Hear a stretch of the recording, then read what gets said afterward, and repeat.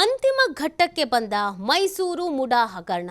ಇಂದು ಕೋರ್ಟ್ಗೆ ಲೋಕಾಯುಕ್ತ ವರದಿ ಸಲ್ಲಿಕೆ ಆಗತ್ತೆ.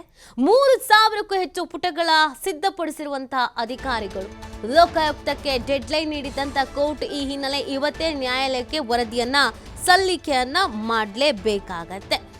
ಮಹತ್ವದ ದಾಖಲೆಗಳೊಂದಿಗೆ ವರದಿಯನ್ನ ಸಲ್ಲಿಸಿರುವಂತ ಲೋಕಾಯುಕ್ತ 25ಕ್ಕೂ ಹೆಚ್ಚು ಮಂದಿಯ ಹೇಳಿಕೆಗಳ ವರದಿ 17A ಅಡಿಯಲ್ಲಿ ಸಂಗ್ರಹಿಸಿರುವಂತಹ ವರದಿಯನ್ನ ಸಲ್ಲಿಸಿದಂತ ಎಸ್ಪಿ ಆಡಿಯೋ ವಿಡಿಯೋ FSL ವರದಿಗಳು, ದಾಖಲೆಗಳ ಸಂಗ್ರಹದ ಹಾರ್ಡ್ ಡಿಸ್ಕ್, CD, ಪೆನ್ ಡ್ರೈವ್ಗಳು, ಹಲವು ವರದಿಗಳನ್ನ ಸಲ್ಲಿಸಿದ್ದಾರೆ ಲೋಕಾಯುಕ್ತ ಅಧಿಕಾರಿಗಳು ಅನ್ನೋದು ಗೊತ್ತಾಗ್ತಾ ಇದೆ. ನೋಡಿ, ರಾಜ್ಯದಲ್ಲಿ ಸಿಕ್ಕಾಪಟ್ಟೆ ಚರ್ಚೆಗೆ ಕಾರಣವಾಗಿತ್ತು. ರಾಜಕೀಯ ಆರೋಪ ಪ್ರತ್ಯಾರೋಪಗಳಿಗೂ ಕೂಡ ಕಾರಣವಾಗಿದ್ದು ಮೂಡಾ ಹಗರಣ. ಇದೀಗ ಅಂತಿಮ ಘಟ್ಟಕ್ಕೆ ಮೈಸೂರು ಮೂಡಾ ಹಗರಣ ಬಂದು ನಿಂತಿದೆ. ಇವತ್ತು ಕೋರ್ಟ್ಗೆ ಲೋಕಾಯುಕ್ತ ವರದಿಯ ಸಲ್ಲಿಕೆ 3000ಕ್ಕೂ ಹೆಚ್ಚು ಪುಟಗಳ ವರದಿಯನ್ನ ಸಿದ್ಧಪಡಿಸಿದ್ದಾರೆ ಅಧಿಕಾರಿಗಳು. ಲೋಕಾಯುಕ್ತಕ್ಕೆ ಡೆಡ್ಲೈನ್ ಅನ್ನು ನೀಡಿತ್ತು ಕೋರ್ಟ್. ಈ ಹಿನ್ನೆಲೆಯಲ್ಲಿ ಇವತ್ತೇ ನ್ಯಾಯಾಲಯಕ್ಕೆ ವರದಿಯನ್ನ ಸಲ್ಲಿಕೆ ಆಗಿದೆ.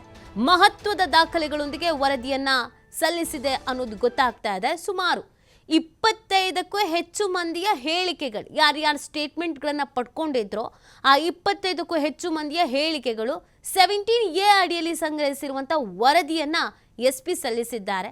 ಅದರ ಜೊತೆಗೆ ಆಡಿಯೋ, ವಿಡಿಯೋ, FSL ವರದಿಗಳು, ಈ ದಾಖಲೆಗಳ ಸಂಗ್ರಹದ ಹಾರ್ಡ್ ಡಿಸ್ಕ್, CD, ಪೆನ್ ಡ್ರೈವ್ಗಳು, ಹೀಗೆ ಹಲವು ವರದಿಗಳನ್ನು ಸಲ್ಲಿಕೆ ಮಾಡಲಾಗಿದೆ ಅನ್ನೋದು ಗೊತ್ತಾಗ್ತಾ ಇದೆ. ಲೋಕಾಯುಕ್ತ ಅಧಿಕಾರಿಗಳು ಸಲ್ಲಿಕೆ ಮಾಡಿದ್ದಾರೆ.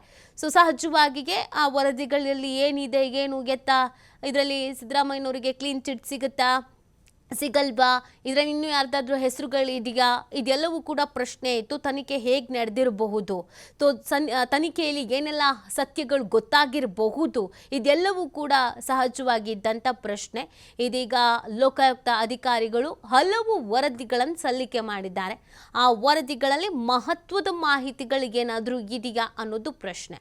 ಈ ಬಗ್ಗೆ ಮತ್ತಷ್ಟು ಮಾಹಿತಿಯನ್ನು ನೀಡ್ತಾರೆ ನಮ್ಮ ಪ್ರತಿನಿಧಿ ಪುನೀತ್. ಮೈಸೂರಿಂದ ಲೈವ್ನಲ್ಲಿ ಜಾಯ್ನ್ ಆಗ್ತಾ ಇದ್ದಾರೆ. ಪುನೀತ್, ಸಹಜವಾಗಿಯೇ ಸಾಕಷ್ಟು ಕುತೂಹಲ ಇತ್ತು, ಹೇಗೆ ತನಿಖೆ ಆಗಿರ್ಬೋದು, ವರದಿ ಹೇಗೆ ರೆಡಿ ಆಗಿರಬಹುದು ಅಂತ. ಫೈನಲಿ ಇದೀಗ ವರದಿ ಸಲ್ಲಿಕೆ ಆಗಿರೋದು.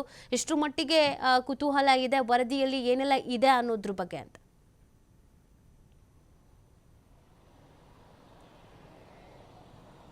ನಿತಿ, ಬಹಳ ಕುತೂಹಲವನ್ನ ಮೂಡಿಸಿರ್ತಕ್ಕಂಥ ಒಂದು ಕೇಸ್ ಇದು. ಯಾಕೆಂತ ಹೇಳಿದ್ರೆ ಇದರಲ್ಲಿ ಮುಖ್ಯಮಂತ್ರಿಗಳವರ ಕುಟುಂಬಕ್ಕೆ ಸಂಬಂಧಪಟ್ಟಿದ್ದಂತಹ ಮೂಢ ನಿವೇಶನಗಳೇನಿದ್ದಾವೆ ಇದನ್ನ ಮುಖ್ಯಮಂತ್ರಿಗಳ ಒಂದು ಪ್ರಭಾವದಿಂದಾಗಿ ಪಡೆದುಕೊಳ್ಳಲಾಗಿದೆ. ಅಂದರೆ ಸಮಾನಾಂತರ ಬಡಾವಣೆಯಲ್ಲದೆ ಪ್ರತಿಷ್ಠಿತ ಬಡಾವಣೆಯಲ್ಲಿ ನಿವೇಶನಗಳನ್ನು ಬದಲಿಯಾಗಿ ಪಡೆಯುವಂಥ ಒಂದು ಕೆಲಸ ಆಗಿದೆ ಅಂತ ಹೇಳಿ ಈ ಒಂದು ಪ್ರಕರಣ ಇದ್ದಂಥದ್ದು. ಈಗ ಇದು ಒಂದು ರೀತಿ ತಾರ್ಕಿಕ ಅಂತ್ಯಕ್ಕೆ ಬಂದಿದೆ ಅಂತಲೂ ಕೂಡ ಹೇಳ್ಬೋದು. ಯಾಕೆಂತ ಹೇಳಿದ್ರೆ ಇದರ ಒಂದು ತನಿಖೆಯನ್ನು ಮಾಡಿದಂತಹ ಲೋಕಾಯುಕ್ತ ಅಧಿಕಾರಿಗಳು, ಮೈಸೂರಿನ ಲೋಕಾಯುಕ್ತ SP ಉದೇಶ್ ಅವರ ಒಂದು ನೇತೃತ್ವದಲ್ಲಿ ಏನು ತನಿಖೆಯನ್ನು ಮಾಡಲಾಗಿದೆ, ಈ ಒಂದು ತನಿಖಾ ವರದಿಯನ್ನ ಸಲ್ಲಿಸಲಿಕ್ಕೆ ಕೋರ್ಟ್ಗೆ 27ಕ್ಕೆ ಇದೇ ತಿಂಗಳ 27ಕ್ಕೆ ಗಡುವು ಇರತಕ್ಕಂಥದ್ದು. ಹೀಗಾಗಿ ಹಿರಿಯ ಅಧಿಕಾರಿಗಳಿಗೆ ಲೋಕಾಯುಕ್ತ ಅಧಿಕಾರಿಗಳು ಈಗಾಗಲೇ ಸಾಕಷ್ಟು ದಾಖಲೆಗಳನ್ನ, ಅಂದ್ರೆ ವರದಿಯನ್ನ, ತನಿಖಾ ವರದಿಯನ್ನ ನೀಡತಕ್ಕಂಥ ಒಂದು ಕೆಲಸವನ್ನು ಮಾಡಿದ್ದಾರೆ. ಜೊತೆಗೆ ಇವತ್ತು ಕೂಡ ಮುಖ್ಯವಾಗಿ ಈಗ ಸುಮಾರು 3000ಕ್ಕೂ ಹೆಚ್ಚಿನ ಪುಟಗಳಿರ್ತಕ್ಕಂಥ ವರದಿಯನ್ನ ಸಲ್ಲಿಸುವಂತಹ ಕೆಲಸ ಕೂಡ ಮಾಡಲಾಗುತ್ತೆ. ಯಾಕೆಂತ ಹೇಳಿದ್ರೆ ಅವಧಿಗಿಂತಲೂ ಮುಂಚೆ, ಅಂದ್ರೆ ಜನವರಿ 27ಕ್ಕೆ ಏನು ಕೋರ್ಟ್ ಒಂದು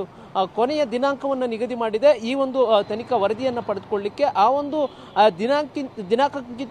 ದಿನಾಂಕಕ್ಕಿಂತಲೂ ಮುಂಚೆಯಾಗಿಯೇ ಆ ಒಂದು ವರದಿಯನ್ನು ಸಲ್ಲಿಸುವಂತ ಒಂದು ಕೆಲಸಕ್ಕೆ ಮುಂದಾಗ್ತಾ ಇರತಕ್ಕಂಥದ್ದು. ಹೀಗಾಗಿ ಲೋಕಾಯುಕ್ತ ADGP IGP ಅವರು ಏನಿದ್ದಾರೆ ಇವರಿಗೆ ವರದಿಯನ್ನು ಸಲ್ಲಿಸತಕ್ಕಂಥ ಒಂದು ಕೆಲಸವನ್ನ ಮೈಸೂರು SP ಮಾಡಿರ್ತಕ್ಕಂಥದ್ದು. ಮುಖ್ಯವಾಗಿ ಇದುವರೆಗೂ ಕೂಡ, ಅಂದ್ರೆ ಕೆಸರಿಯಲ್ಲಿರ್ತಕ್ಕಂಥ ಮುಖ್ಯಮಂತ್ರಿಗಳವರ ಪತ್ನಿಯವರಿಗೆ ಸಂಬಂಧಿಸಿದಂತಹ ಏನು ಸರ್ವೆ ನಂಬರ್ 464ರ 3 ಎಕರೆ 16 ಗುಂಟೆ ಜಮೀನೇನಿದೆ, ಈ ಒಂದು ಜಮೀನು ಮೂಡಾಗೆ ಅಕ್ವೈರ್ ಆದಂತಹ ಒಂದು ಸಂದರ್ಭ. ಜೊತೆಗೆ ಆ ಒಂದು ಜಮೀನನ್ನ ಮುಖ್ಯಮಂತ್ರಿಗಳವರ ಬಾಮೈದ ಮಲ್ಲಿಕಾರ್ಜುನ ಸ್ವಾಮಿ ತೆಗೆದುಕೊಂಡಂತಹ ಸಂದರ್ಭ ಇರಬಹುದು.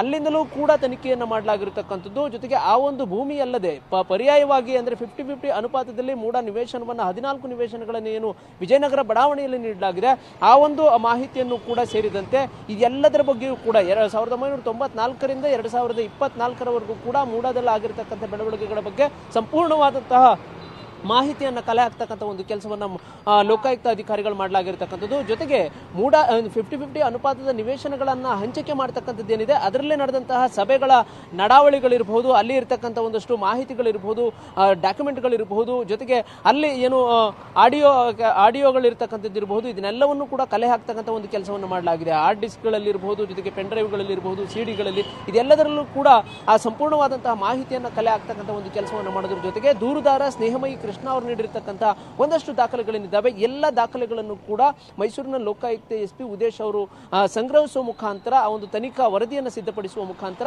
ಈಗ ಲೋಕಾಯುಕ್ತ ಅಧಿಕಾರಿಗಳಿಗೆ ಸಲ್ಲಿಸುವಂತಹ ಅಂದ್ರೆ ಉನ್ನತ ಅಧಿಕಾರಿಗಳಿಗೆ ಸಲ್ಲಿಸುವಂತಹ ಒಂದು ಕೆಲಸವನ್ನ ಮಾಡಲಾಗಿದೆ. 27ರ ಒಳಗಾಗಿ ಕೋರ್ಟ್ಗೆ ಈ ಒಂದು ತನಿಖಾ ವರದಿಯನ್ನು ನೀಡತಕ್ಕಂಥ ಒಂದು ಕೆಲಸವನ್ನ ಮಾಡಲಾಗುತ್ತೆ. ತದನಂತರ ಏನೆಲ್ಲ ಬೆಳವಣಿಗೆಗಳಾಗ್ತವೆ ಅನ್ನೋದು ಸಾಕಷ್ಟು ಕುತೂಹಲವನ್ನು ಮೂಡಿಸ್ತಿರ್ತಕ್ಕಂಥದ್ದು.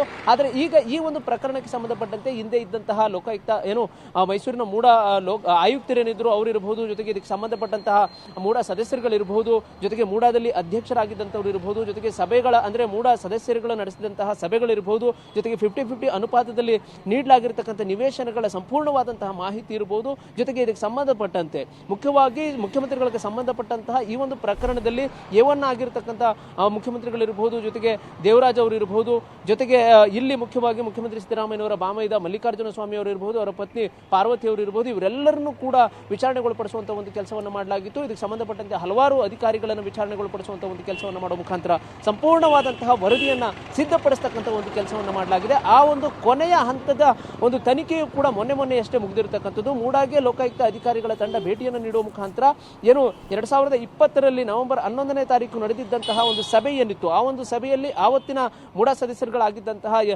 ಯತೀಂದ್ರ ಸಿದ್ದರಾಮಯ್ಯನವರು ಇರಬಹುದು, ಡಿ ದೇವೇಗೌಡ ಅವರು ಇರಬಹುದು, ಜೊತೆಗೆ ಈ ಭಾಗದಲ್ಲಿ ಇರತಕ್ಕಂಥ ಅಂದ್ರೆ ಮೈಸೂರು ಭಾಗದ ಶಾಸಕರುಗಳೇನಿದ್ರು, ಮೂಡಾ ಸದಸ್ಯರುಗಳಿದ್ರು, ಇವರ ಸಮ್ಮುಖದಲ್ಲಿ ನಡೆದಂತಹ ಆ ಒಂದು ಸಭೆಯ ನಡಾವಳಿಗಳೇನಿದ್ವು ಇದೆಲ್ಲದರ ಬಗ್ಗೆಯೂ ಕೂಡ ಒಂದಷ್ಟು ಆಡಿಯೋಗಳನ್ನು ಕಲೆ ಹಾಕ್ತಕ್ಕಂಥ ಒಂದು ಕೆಲಸವನ್ನು ಮಾಡಲಾಗಿರ್ತಕ್ಕಂಥದ್ದು. ಹೀಗಾಗಿ ಕೊನೆ ಹಂತದ ತನಿಖೆಯನ್ನು ಮುಗಿಸಿರ್ತಕ್ಕಂಥ ಲೋಕಾಯುಕ್ತ ಅಧಿಕಾರಿಗಳು ಈಗ ಅವರ ವರದಿಯನ್ನ ಲೋಕಾಯುಕ್ತ ADGP ಜೊತೆಗೆ IGP ಅವರಿಗೆ ಸಲ್ಲಿಸತಕ್ಕಂಥ ಒಂದು ಕೆಲಸವನ್ನು ಮಾಡೋದ್ರ ಜೊತೆಗೆ 27ರ ಒಳಗಾಗಿ ಕೋರ್ಟ್ಗೆ ಈ ಒಂದು ಸಂಪೂರ್ಣವಾದಂತಹ ಲೋಕಾಯುಕ್ತ ಅಧಿಕಾರಿಗಳ ತನಿಖಾ ವರದಿಯನ್ನ ನೀಡತಕ್ಕಂಥ ಕೆಲಸವನ್ನ ಮಾಡಲಾಗುತ್ತೆ. ಅದಾದ ನಂತರ 27ರ ನಂತರ ಏನೆಲ್ಲ ಬೆಳವಣಿಗೆಗಳಾಗ್ತವೆ, ಮುಖ್ಯಮಂತ್ರಿಗಳಿಗೆ ಸಂಬಂಧಪಟ್ಟಂತ ಈ ಒಂದು ಪ್ರಕರಣ ಮುಖ್ಯಮಂತ್ರಿಗಳಿಗೆ ರಿಲೀಫ್ ಅನ್ನು ಕೊಡುತ್ತಾ ಅಥವಾ ಈಗಾಗಲೇ ಮುಖ್ಯಮಂತ್ರಿಗಳಿಗೆ ಲೋಕಾಯುಕ್ತದಲ್ಲಿ ಕ್ಲೀನ್ ಚಿಟ್ ಸಿಗುತ್ತೆ ಅನ್ನೋ ಒಂದು ಚರ್ಚೆ ಏನಿದೆ, ಇದೇ ರೀತಿ ಆಗುತ್ತಾ ಅಥವಾ ಬೇರೆಲ್ಲ ಬೆಳವಣಿಗೆಗಳಾಗ್ತಾವ, ಅವರ ಕುರ್ಚಿಗೆ ಸಂಕಷ್ಟ ಬರುವಂತಹ ವಾತಾವರಣ ನಿರ್ಮಾಣವಾಗುತ್ತಾ, ಈ ರೀತಿಯಾದಂತಹ ಒಂದಷ್ಟು ಚರ್ಚೆಗಳು ಈಗ ಸಾರ್ವಜನಿಕ ವಲಯದಲ್ಲಿ ಇರತಕ್ಕಂಥದ್ದು. ಆದರೆ ಲೋಕಾಯುಕ್ತ ಅಧಿಕಾರಿಗಳು 27ರ ಒಳಗಾಗಿ ಸಲ್ಲಿಸಬೇಕಾದಂತಹ ತನಿಖಾ ವರದಿಯನ್ನ ಸಂಪೂರ್ಣವಾಗಿ ಈಗ ಸಿದ್ಧಪಡಿಸತಕ್ಕಂಥ ಒಂದು ಕೆಲಸವನ್ನ ಮಾಡಲಾಗಿದೆ. 17A ಅಡಿಯಲ್ಲಿ ಈ ವರದಿಯನ್ನ ಸಿದ್ಧಪಡಿಸಿರ್ತಕ್ಕಂಥ ಅಧಿಕಾರಿಗಳು